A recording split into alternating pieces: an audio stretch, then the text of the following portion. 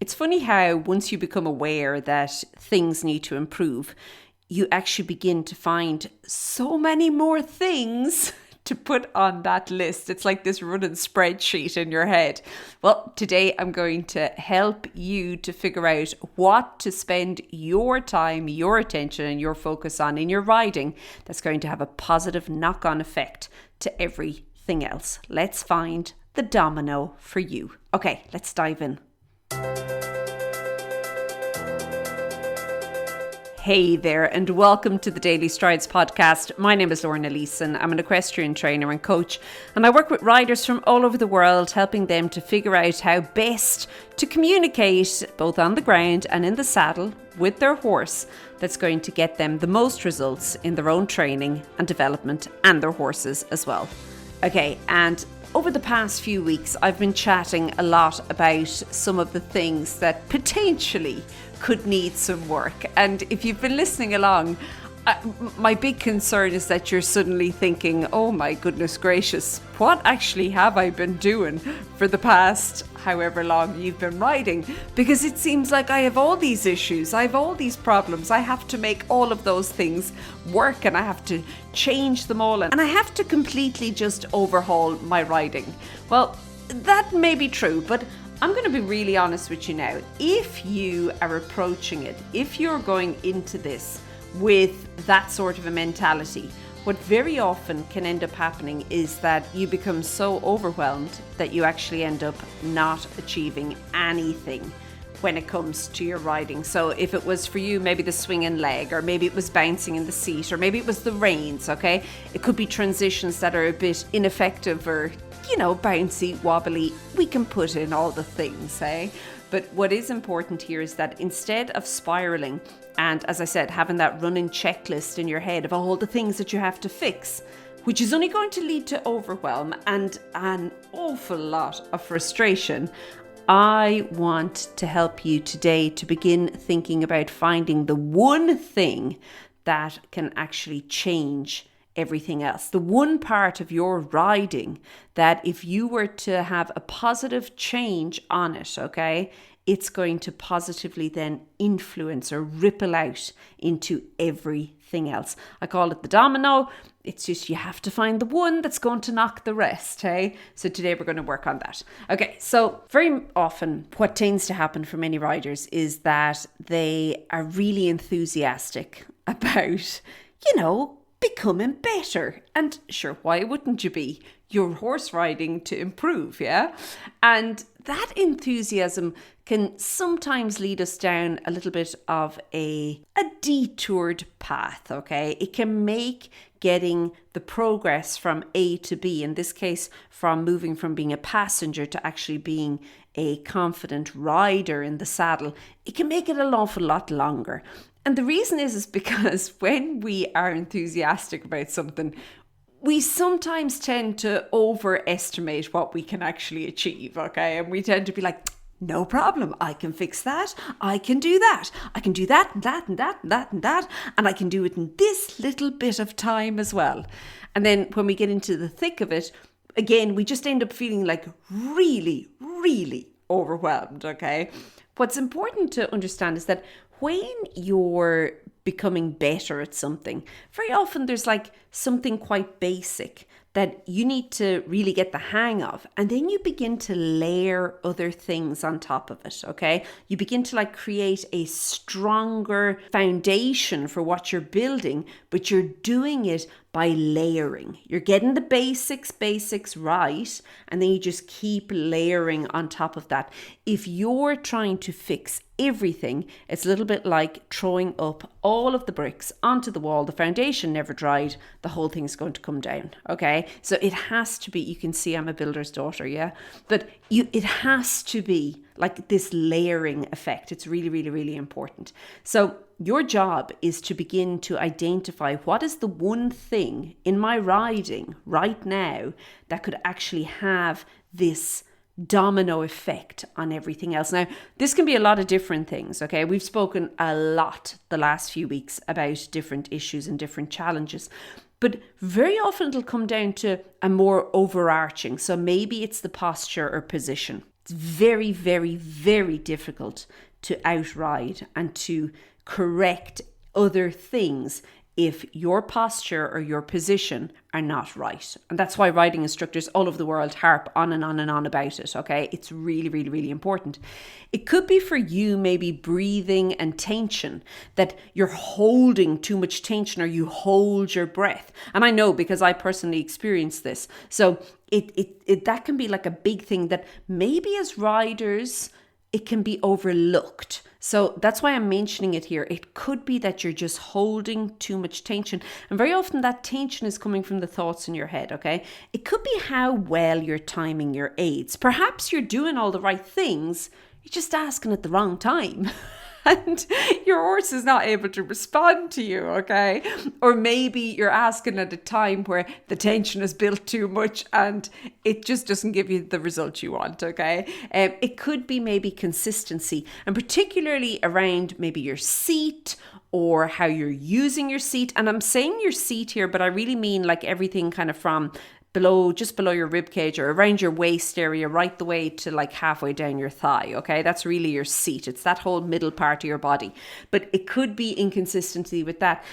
It also could be a lack of mental focus or just being present, the ability to be present, that you're kind of wandering off and you're not getting the quality work in that you could be getting in your riding. So that's also another important one. Now, there are so many more ways that this can show up, but I'm just going to kind of highlight a few of those. I see those very, very regularly with a lot of riders. But whatever it is with you, I want you to try and identify it. I want you to try and figure out what it is. And if you're thinking, how do I do that? Don't panic. Next week, I've got you covered, okay? That's what we're going to be talking about.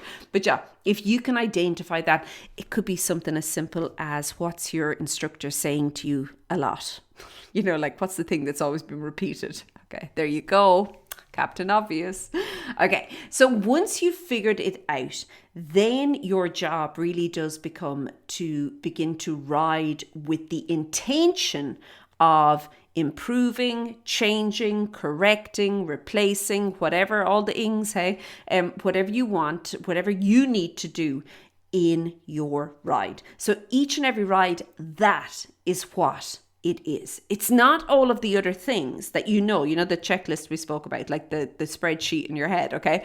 No, forget about that. It's there. Put it just on a to be looked at later list, okay? You're just going to focus on this one thing and you're going to go all in. You're going to focus on it in the walk. You're going to focus on it in the trot. You're going to focus on it in the halt. You're going to really, really hone in on what it's doing. You're going to, my suggestion is take short little quality sessions with your horse where this is all you focus on. Because I'm telling you now, when you're trying to change something, especially something at a basic level that maybe has been ingrained a little bit wonky, okay, it is going to take a lot of mental and often physical concentration and effort from your body. So you want to make it like doable. Yeah, we want to get a win. So make it short, keep the session short, keep it really strategically focused on that for that short period, and then work from there. The thing is, so often riders trying to improve, they just keep trying to ride more or to do more or to like try harder. I'm trying harder, but they're trying. It's spread too thin, so it doesn't work. You have to go all in on one thing, and if you're going to go all in on one thing, go all in on the thing that is going to knock all the other things down, that is going to make all the other things easier to also change when you then circle back, okay? And until that point, try not think about the other things. Yes, you do have to have a little bit of awareness, okay? I'm not saying just go in there and be like very singular and be like, well, that doesn't matter because that's not the thing I'm thinking about, okay? You do want to obviously, be aware of things, but your focus when it comes to trying harder or fixing or changing, okay, all the ings, then you want it to be that one thing, that domino, okay? Now, I think that, again, and I've mentioned this quite a bit over the kind of previous month or two, was so many riders, they tend to think that this is for beginners. This is the beginner work. But remember, how you learn to ride when you initially learn to ride is very different to how you need to ride now. Okay, it's the whole thing of what got you here isn't going to get you there. It has to evolve. And I think that's what good riders, and I'm saying good riders, we could say professional riders, but it doesn't have to be professional riders. I just mean people who are like really skilled. They're able to work with their horse. It's like they've got great feel in the saddle. You know, those riders, that's what they understand. They are willing to keep on revisiting those basics. They're willing to keep on looking for the domino in their own basics at that moment where they are right now, and begin to tweak and refine so it has the knock-on effect, the positive effect in the rest of their riding. Remember, when you've got weak basics, problems are just going to keep reoccurring. It'll keep coming up, keep coming up, because very often riders are trying to stick a band-aid on it, okay? And they fix it in like that moment. But that's not the fix, because as soon as things, go a little sideways, and things will go sideways, hey? Absolute given, absolutely guaranteed. When things go a little bit sideways, the band-aid falls off and the whole thing just reverts back to where it was, which of course is the basic that isn't actually working for you anymore. When you've got a strong basic, you're able to then hold that, okay? And I'm saying hold that not in like a fixed or rigid kind of a way. I just mean you're able to maintain it even when the thing goes sideways. Because again, the thing is going to go sideways, always goes sideways. Okay, my last suggestion for you is that you need to get a little bit more intentional and focus throughout the lesson, throughout the ride, throughout whatever it is you're doing with your horse, okay? You need to try and shift your mindset a little bit to stop feeling behind and rather say, okay, great. What I've been doing has got me to this point, and like look at me here. I'm at this point now. This is marvelous. Like, how many millions of people cannot do what I'm doing right now? Fantastic. However, I also do want to get to that point. So now I am going to shift my focus, and my focus is going to be not on remaining stuck and feeling bad about how stuck things are. My focus is going to be, what do I need to do to make it to the next level? And that's where you're going to start seeing results. My suggestion is that the next time you ride, you are going to have identified the one thing, the domino for you. And you are going to choose that. Like, you're actually going to make a choice and say, this is what I'm going to work on today in the saddle. And then you're going to ride with that intention. And then, like bonus points here, hey? Then you're going to follow it up by writing it down in your riding journal, okay? You're going to say how things went, if it went at all, if it didn't go.